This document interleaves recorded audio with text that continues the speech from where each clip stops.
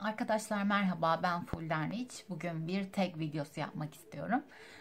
100 sorum var. İnternetten şimdi soruları okuyacağım ve kendi tercihlerimi paylaşacağım. Tag videoları benim çok hoşuma gidiyor. Hani bir insanı tanımak için aslında en eğlenceli ve en kolay yol gibi görünüyor bana. Başkalarının videolarını da izlemeyi, tag videolarını izlemeyi, dinlemeyi de çok seviyorum. Çok keyifli dinlerken de. O yüzden bugün kendim yapmak istedim. Başlıyorum. Bir, en çok dinlediğin şarkı. Normalde buna Beyoncé şarkılarından birini söylerdim kesinlikle hem de. Ama bu son birkaç gündür acayip bir şekilde tekrar hani şu günde 500 kere aynı şarkıyı dinleme hastalığına yakalamış durumdayım. Sia'nın Never Give Up şarkısını çok dinliyorum. Ama acayip bir şekilde dinliyorum yani. Biraz bir şeyini çıkarttım. Sıradaki sorum, bu dünyada herhangi biriyle tanışabilecek olsan kim olurdu? Hmm, David David Beckham demeyeyim. Ben buna Beyoncé diyeyim. Evet. Sonuçta bir kişi sormuş. O Beyoncé olur. Eğer ikinci kişiyi sorarsa onu zaten anlamış oldunuz. Neyse.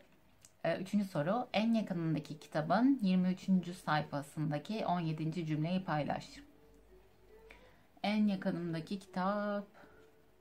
Şundan paylaşayım. Bunda yalnız roman değil, hani işe yarar mı bilmiyorum. İstediği gibi bir cümle. Şimdi istediği 23. sayfasındaki 17. cümle.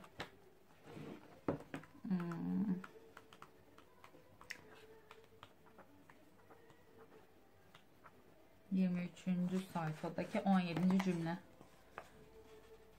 3, 6, 9, 10, 3, 16, 17.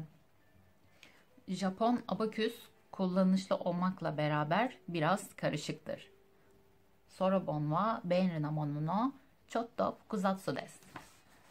Pek beklendiği gibi bir cevap çıkmadı ama sanırım daha böyle romandan ya da daha işte kişisel gelişim kitabından böyle manalı bir şey bekleniyordu ama neyse. Bende de böyle oldu çünkü bu kitap Japonca dil bilgisi kitabı. Nusret Sancaklı'nın ülkedeki bir numaralardan biridir yani. Sonraki soru, en çok ne hakkında düşünürsün? En çok ne hakkında düşünürüm? En çok Douglas hakkında düşünüyorum herhalde. Douglas'ın yanına gitmekten, onunla olmaktan. Bu gibi şeylerden herhalde. Yani bu gibi şeyler düşünüyorum sanıyorum. Ya da son zamanlarda böyle en azından. Douglas eşim bu arada, eğer ilk defa videolarımdan birine denk geldiyseniz. Sonraki sorum, birinden aldığın son mesajda ne yazıyordu? Birinden aldığım son mesajda ne yazıyordu? En son Douglas'la konuştum.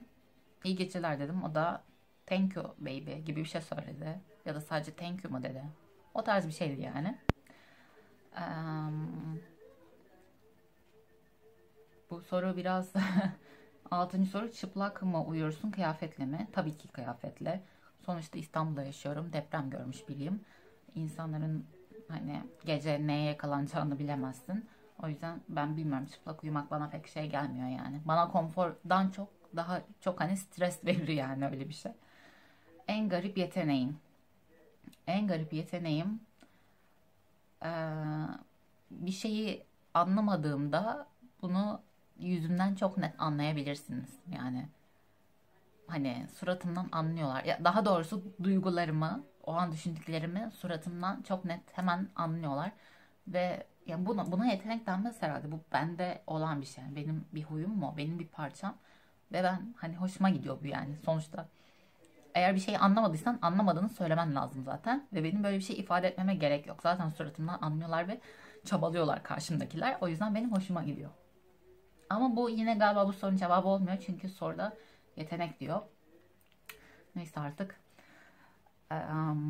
8. soru. Hakkında yazılmış şiir, şarkı var mı? Şarkı yok ama şarkıyı ben Douglas'a yazmıştım hatta. Şiir var. Şiir yazdı bana. Şiirin başlığı da var. The Perfect Wife. Mükemmel karım gibi bir şey oluyor herhalde. Şiir telefonda ekran görüntüsü duruyor. Mesaj da yazmıştı. Bir anda böyle hani içinden gelmişti yazmış. Bence çok romantikti, çok güzel. Saklıyorum onu. Fobilerin. Fobim kirli yatak fobim var. Yani yatağa su bile dökülemez. Çünkü su sarı leke bırakan bir şeydir. O yatakta yatamam yani hani o çok huylanırım. Böyle bir fobi var mı diye araştırdım. İnternette bir şey çıkmıyor. Hani obsesif kompulsif falan diyorlar işte bu temizlik titizlik hastalarına galiba. Öyle bir şey değil. Normalden çok temiz bir insan değilim. Ama yatak aşırı temiz olması lazım yani. Neden böyle bir şey başladı onu da bilmiyorum. Dini inancın elhamdülillah Müslümanım. En sevdiğin grup, söylemekten birazcık utanıyor da olsam One Direction'ı çok seviyorum. Şarkıları bence çok güzel yani başarılı bir grup olduğunu düşünüyorum. En büyük zayıflığın ve en güçlü yanın. En güçlü yanım bence insanların bu dünyaya yalnız geldiklerini ve yalnız gideceklerini çok net bir şekilde kabul etmiş biriyim. Ve bununla tamamen hiçbir problemim yok yani. Tamamen okeyim yani bu durumla. Bu bence beni güçlü yapan bir yan. Yani yalnız olduğumun ve herkesin yalnız olduğunun bilincindeyim. Bu beni güçlü yapıyor gerçekten. En büyük zayıflığın yani bilemiyorum ya. Hani bir zayıflığım olduğunu düşünsem zaten onu güçlendirmek için, onu ortadan kaldırmak için hani uğraşırım diye düşünüyorum.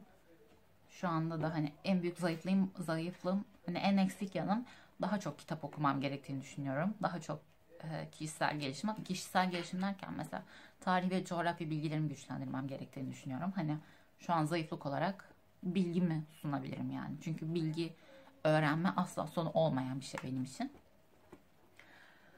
En sevdiğim bunu söyledim. Koleksiyon yapar mısın? Hayır, hiç yapmadım. Olduğun kişiyle mutlu musun? Tabii ki mutluyum yani. Çok seviyorum. En sevdiğim ve en nefret ettiğin sesler. En sevdiğim ses iş yerinden eskiden çalıştığım yerde bir arkadaşım vardı Serpil diye. Çatallı böyle bir ses vardı kızın ve çok hoşuma gidiyordu. Her zaman da yani bence en güzel ses oydu. En nefret ettiğim ses de bir insan sesi değil ama bu saat sesine bazen takılıyorum ama her zaman değil. Çok böyle nadiren oluyor. O zaman çileden çıkartıyor. Yani Çin işkencesine dönüyor o ses. Bilmiyorum sizde de böyle bir şey oluyor mu? Koleksiyonu cevapladık. Hayalet ve uzaylılar hakkında görüşün. İkisine de inanıyorum. Hayalet dediğimiz yani ruhlar şeyler değil mi? Sonuçta her insanın bir ruhu var bilmem ne. İnanırım ya. İkisine de inanıyorum. Uzaylılar da neden olmasın yani. Varlığı ispatlanamadıysa bu onların yok olduğu anlamına gelmez. Ve başka evrenler, başka gezegenler var diye de inanıyorum. O yüzden uzaylılara evet diyorum. Hayatın anlamı nedir sence? Hayatın anlamı şu, hayat bir sınav. Bunu anlaman lazım. Hayattaki amacın bu zaten. Bunun bir sınav olduğunu ve doğru bir şekilde geçmen gerektiğinin bilincine varmak ve o şekilde yaşamak bence. Hayat yani bir anlam yaratma fırsatı. Havayı kokla, ne kokusu alıyorsun? Kahve kokusu alıyorum galiba ya. Klasik pulden için çevresine başka ne olur? Buz gibi olmuş ama ben onu içerim yine. Neyse. Sanatı tanımla. Sanat, tek kelimeyle cevaplayacağım bunu, özgürlük bence sanat. Ben böyle algılıyorum. Sanata bakışım bu benim. Özgürlük. Karşı cinsten en çekici bulduğun şarkıcı. Tiziano Ferro, İtalyan ve maalesef gay kızlar ve ben bunu yeni öğrendim. Yani çocukluk aşkım falan böyle hani hayran olduğum kişiydi. Perdono diye bir şarkısı vardı hani bilirsiniz.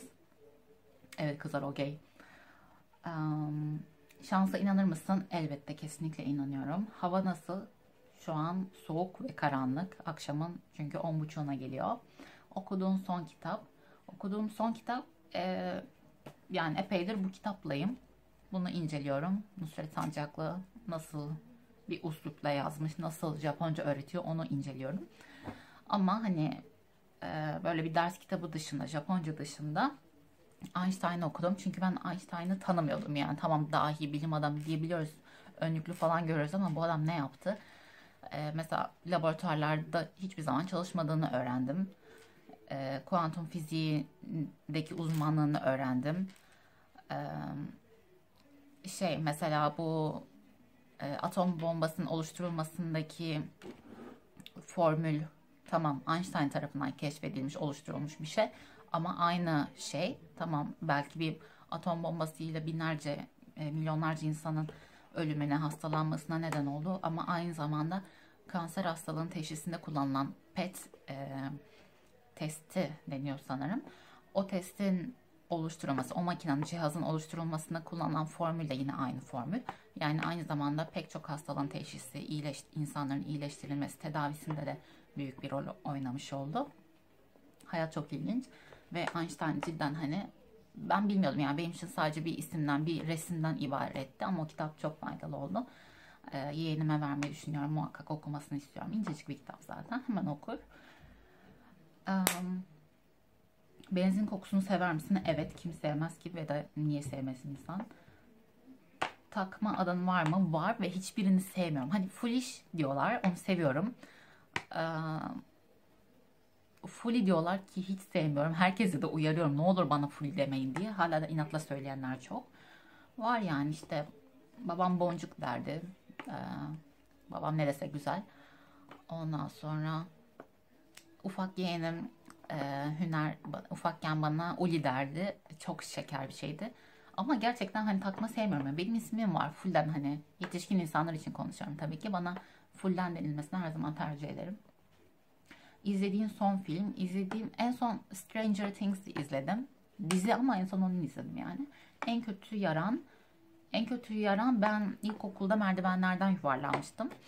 Ve çenemi çarptığım için de e, çene çene yapımda bir kayma var aslında. Çenem öne doğru. Ee, en büyük yaram herhalde budur yani. En büyük aldığım darbe buydu. Obsesyonların nedir? Biraz bazı şeylerde temiz olması konusunda hassasım yani. Temizlik hastası değilim ama bazen böyle bir takılıyorum yani, ara ara geliyor. 29. soru, cinselliğin ne yönde? Bundan kastı ne bilmiyorum. Ama düz, yani dümdüz bir yönde cinsellik ne demek anlamadım yani soruyu. Şey mi acaba, hani kadınlardan mı erkeklerden mi hoşlanıyorsun mu demek istiyor. Öyleyse erkek yani. Hakkında hiç dedikodu yayıldı mı? Yayıldı. Ben yaydım. Lezbiyen olduğum söylentileri dolandı iş yerinde bir dönem. Gerekiyordu. Burcun ne? Kova. İnanır mısın? Hayır. Pala inanır mısın? Hayır. Aldığım son şey L'Oreal Saf Kil arındırıcı maske. Proxin Gold Mask. Proxin yine 50 faktörlü bir güneş koruyucu. Çünkü benim cildim, yani daha şu an Mayıs'tayız ama hemen, yani kışın bile güneş lekelerine sahip olabilen bir cildim olduğu için, hatta şu an buradan görünüyor mu bilmiyorum. Buralarım ve burnumda benim çok fazla güneş lekesi var. Ve korumazsam da güneş lekeleri siyahlaşıyor, bene dönüşüyor. Benim yüzümde 17 tane ben var arkadaşlar. Nasıl kurtulacağım? Kurtulmuyor herhalde operasyon olmadığım sürece. Neyse. Hayatında biri var mı? Cevap. Dilinle burnuna dokunabilir misin? Dokunamam sanırım. Aslında bunu denemeden önce de biliyordum dokunamayacağımı. Niye denediysem salak gibi. Neyse. Yakınında pembe bir şey var mı? Var. Elbette var. Battaniyem var. Hem bardağım var. Çok güzel. Yani dudağımdaki dudak koruyucusu bile aslında pembe tonlarında. Var yani. Daha pembe her şey. Dilinle burnuna, bunu yaptık. Çorap giyiyor musun? Evdeyken giymem çünkü hep parmak arası terlikle dolanıyorum. Çok seviyorum parmak arası terlik. Ayakkabı giyersem kesinlikle, asla hiç. Ben bir ayakkabıda çorapsız düşünemiyorum kendimi de. En sevdiğin hayvan, böyle en sevdiğim, eğer böyle en hani en yani en diye bahsediyorsak, kesinlikle istisnasız aslan. Aslan bence, bilmem, ben hani azıcık reenkarnasyona inanıyor olsaydım ben önceki hayatımda aslandım derdim. Öyle bir şey olamaz tabii ki. Ama bayılıyorum aslanlara. Yani çok seviyorum. Böyle sarılasım geliyor. Acayip bir şey yani. En yakın arkadaşım mesela aslan olsaydı falan. Böyle fantaziler kuruyorum. Ama hani şu ortamda, şu sivil hayatta, modern dünyada muhtemelen hani cevabım kedi olur. Gerçi aslan da aynı kedi ailesi mi oluyor? Neyse. Yani önce aslan diyorum, sonra kedi diyorum. Sahip olmak isteyeceğin bir arkadaş mısın? Evet. En yakın arkadaşın. Kendimi kalben, manen ve zihnen en yakın hissettiğim kişi Esra. Hem ortaokulda hem lisede beraberdik. Sonra işte üniversite döneminde tabii ayrı şehirlerde olduğumuz için uzun süre görüşemedik. Sonra iş hayatı karmaşası bilmem ne. Sonra evlendik ikimiz de falan. Bayağı bir hani mesafe girdi araya. Ama asla kalben girmediğini düşünüyorum. Çünkü onu ben çok seviyorum. Onun da beni aynı şekilde sevdiğini biliyorum. Yani onun için hani çok değerli oldum ve bana her zaman çok saygı duyacağını, her şeyde beni destekleyeceğini biliyorum. Çok seviyorum yani Esra'yı. Bir ay ömrün olduğunu öğrendin, ne yaparsın? Kesinlikle her saniyesini bir şekilde Douglas'la harcamaya çalışırdım. Hani o bir ayın bir saniyesi bile Douglas'sız geçmesin diye uğraşırdım. Güven mi, sevgi mi? Kesinlikle ikisi de. Senin, yani ikisinden de vazgeçilmez. Seni mutlu eden şarkı. Beni mutlu eden şarkı aslında bir şarkı değil, ama bir kadının, zenci bir kadının Amerika'da yangın esnasında işte bir muhabirle yaptığı o konuşma anı ve acayip böyle iri iri mimikler, hani barbekü var sanıyordum ama dumanlar çıkıyordu, inanamazsınız falan, böyle bir anlatışı var onun. İşte şarkının adı da Ain't Nobody Got Time For That diyorlar. Ben de onu telefonuma indirdim, zil sesim hatta. Acayip eğlenceli bir şey yani. Ain't Nobody Got Time For That, Ain't Nobody Got Time For That falan böyle. Acayip güzel bir şey, bana bilmiyorum, çok eğlenceli geliyor. İyi bir ilişkinin sırrı iletişim kesinlikle. Bu her türlü ilişki, yani aile içi ilişki olur, hani okulda, işte her türlü ilişkinin sırrı bence iletişim diyorum. Kalbini nasıl kazanırım? Kalbimi bir insan iltifatla, dış görünüşe olan iltifatla asla kazanamaz. Benim için karakter ve zeka daha önemli geliyor sanırım böyle bir şeyde. Hani bir insana ancak böyle sempati, sevgi duymaya başlayabiliyorum diye düşünüyorum. Delilik yaratıcılığı arttırır mı? Bence arttırır. Çünkü en farklı fikirleri sıra dışı insanlardan alabiliriz. Çocuklardan alabiliriz. Delilerden alabiliriz bence. Neden olmasın? En iyi kararım kendi kararlarımı dinlemek bence. Kendi ne istediğime öncelik vermek. Ayakların kaç numara? 37,5. Mezar taşına ne yazılsın? Hiçbir önemi yok. Ölmüşüm gitmişim yani. En sevdiğin kelime? En sevdiğim kelime İngilizce gorgeous. Sanırım harikulade demek ya da göz kamaştırıcı gibi bir şey. Ve bir kere Douglas bana bunu kullandı. Acayip mutlu olmuştum. Ve bilmiyordu benim en sevdiğim kelime olduğunu.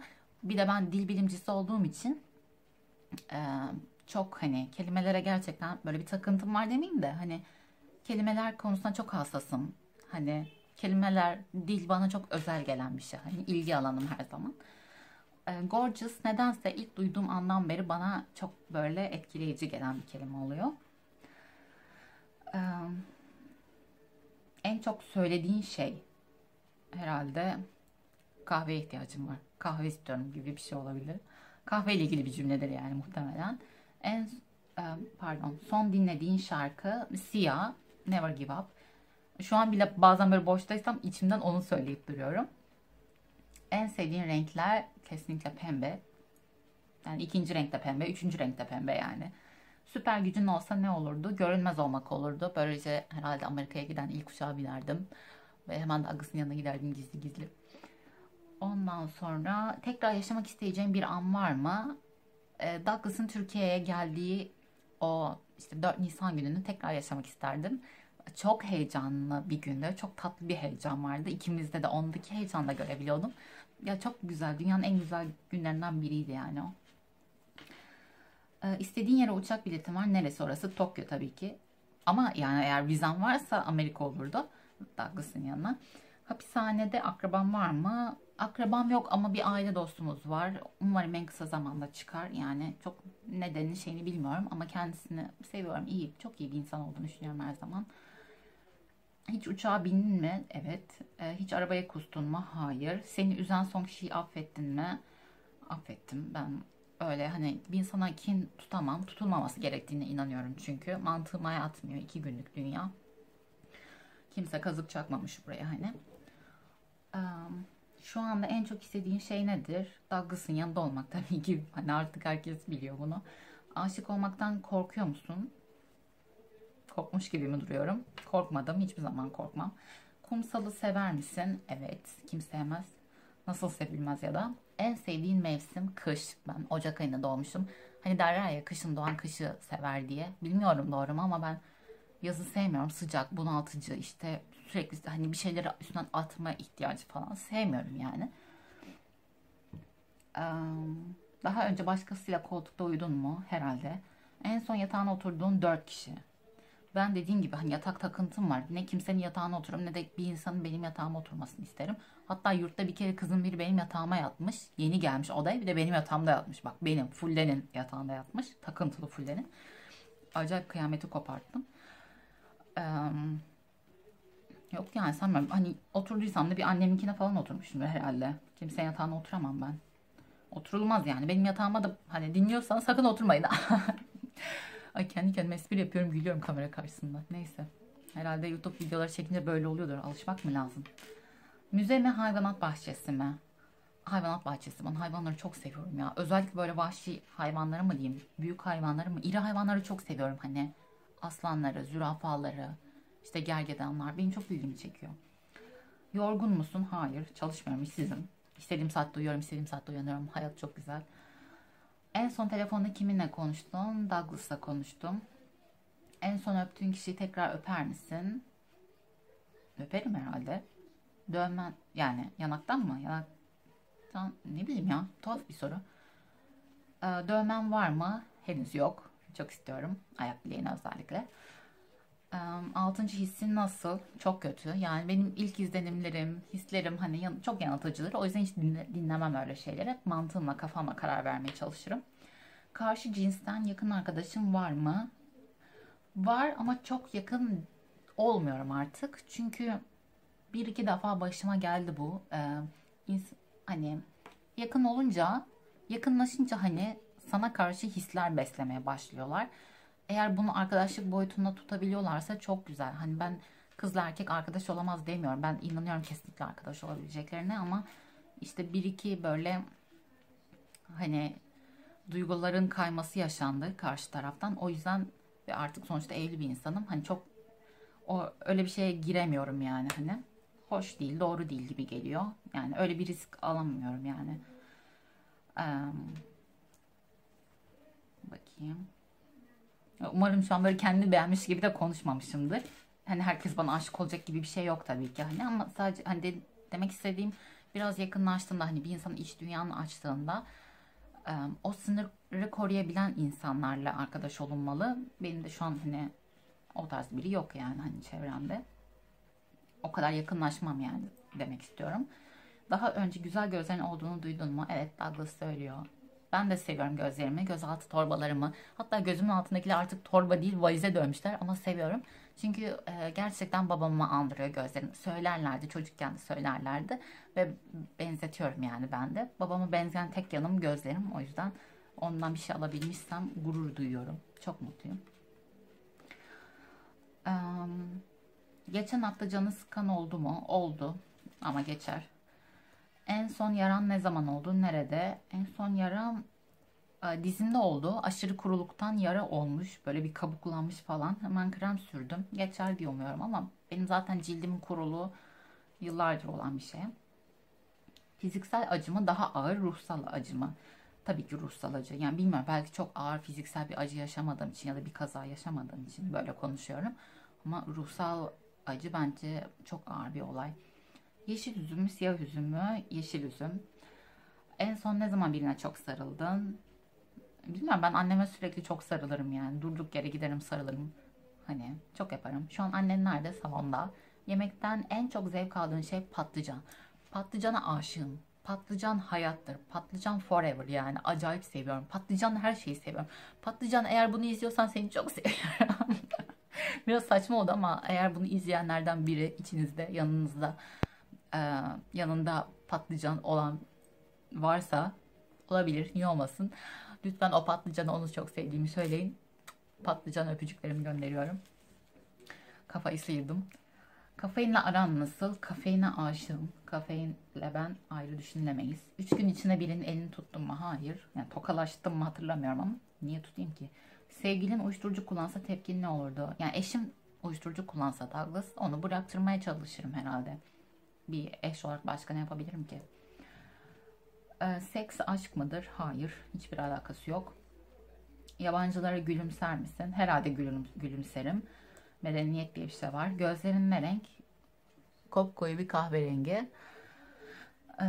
Ne sıklıkla hastalanırsın? Çok nadir. Artık eskisi gibi değilim. Kıskanç mısın? Bence hayır. Çünkü gerektiğinde sadece kıskanıyorum bence. Ama Douglas'a sorarsanız fenayım. Sebepsiz yere sana çok yoğun hisler yaşatan şarkılar neler? Türkçe bence sanırım yani en çok beni duygusallaştıran şarkı Bana Bir Masal Anlat Baba. Şevket Çoruh muydu? O söylüyordu sanıyorum. Ya da onun fotoğrafı var videolarda, bilmiyorum. O şarkı bana çok dokunaklı gelir. Bir de sebepsiz yere bana hani yine böyle çok yoğun duygular yaşatan şarkı olarak şeyi söyleyebilirim. Sigrid diye bir kadın söylüyor. Everybody Knows. İşte sözlerinde böyle hani aslında karşılıklı bir aşk ama bir sorun var işte, niye bilmiyorum. Herkes biliyor falan böyle yapıyor ama o sesi, o az arkadaki az müzik ve kadının o yalın sesi, kendinden emin, e, o kadının şarkı söyleyişi, bilmiyorum, bana çok duygusal ve çok güzel, güçlü geliyor. Hmm, En sevdiğin yaptığın sporlar. En çok fitness yapıyorum, pilates yapıyorum. Ama en sevdiğim spor kesinlikle snowboard diyorum ve acayip eğlenceli bir şey. Denemediyseniz muhakkak deneyin. Çünkü denemeden sizin için doğru spor olup olmadığını bilemezsiniz. Yani gerçekten çok eğlenceli. Ama zor, yani kolay olduğunu söyleyemem. Biraz pratik lazım yani. Bitter mi sütlü mü? Kesinlikle bitter. Bitter, aşığım ya. En sevdiğim film Kill Bill. Muhteşem bir şeydi. Defalarca izlerim. En sevdiğim kitap Sophie'nin Dünyası. Hem psikoloji, hem felsefe, hem tarih iç içe, muhteşem ve kitabın sonunda acaba kitaptaki kız ben miyim düşüncesini böyle bir an oluşturuyor. O sizi hani kitabın içine, döngüsüne katması çok hoş bence. Felsefe seviyorsanız, ki sevmiyorsanız da, ben felsefeye o kitapla giriş yaptım ki çoğu insan zaten böyle oluyormuş. Böyle hani felsefeyi sevmeye başlıyormuş. Tavsiye ediyorum Sophie'nin Dünyası'nı. Hiç yetersiz hisseder misin? Çok nadir. Böyle o tarz problemler pek yaşamıyorum. Hamdolsun. En kötü alışkanlığın. En kötü alışkanlığım sanırım kahve yani. Kafein bağımlısı falan değilim diye umuyorum. Ama kahveye fazla alışmış durumdayım. Bir noktadan sonra hani yani su bile hani böbreğe zarar, yani hani her şeyin fazlası zarar. Ben kahveye acayip bir şekilde düşkünüm ve bu son zamanlarda oldu, hani son bir senedir falan gittikçe arttı yani. Şu an işte günde 4 bardak 5 bardak içiyorum, umarım bunu azaltabilirim. Ya bir yan etkisini görmedim henüz ama belki yaş ilerledikçe işte ciltte falan, gözlerde problem yapabilir mi bilmiyorum. Ama çok seviyorum kahveyi. Böyle ben çok keyifle yaptım. 100 soru bitti. Umarım atlamamışımdır hızlı giderken ama bazı sorularda çok konuştum sanırım. Kusura bakmayın. Umarım sıkılmamışsınızdır. İzlediğiniz için çok teşekkür ediyorum tekrar. Başka videolarda görüşmek üzere. Hoşça kalın arkadaşlar.